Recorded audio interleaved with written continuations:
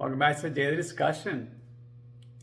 So, as I was looking at topics or things to kind of discuss today, I opened up the book, The Upside of Stress by Kelly McGonigal again, because it happened to be sitting on my desk.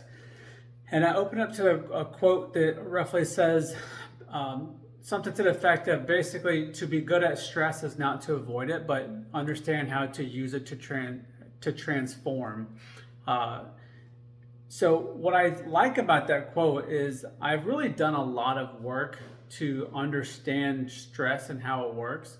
And that book kind of put it over the top for me to realize that stress isn't bad unless you believe it to be bad.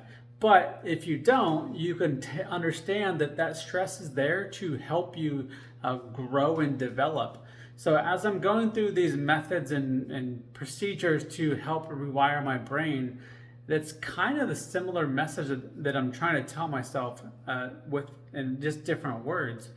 So it's actually really interesting that I opened to that because that's been the biggest change for me is understanding that stress, understanding once again, I should say, that stress is actually good for me.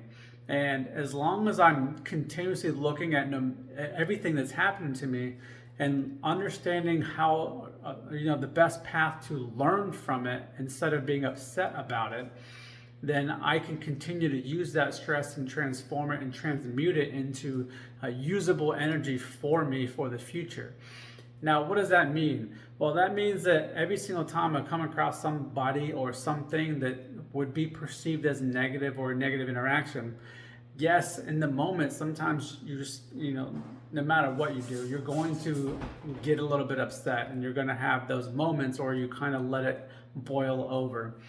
But instead of nagging on it and letting it eat at you, it's important for me to just kind of observe it within myself, see what it really was. I'll go through a process of understanding how I would want to do it differently in the future, and then learn from that for the next time.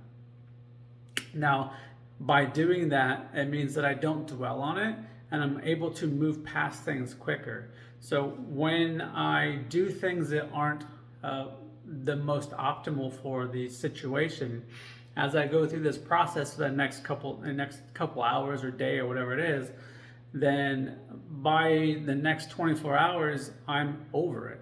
And once again, that's the way it was in the past.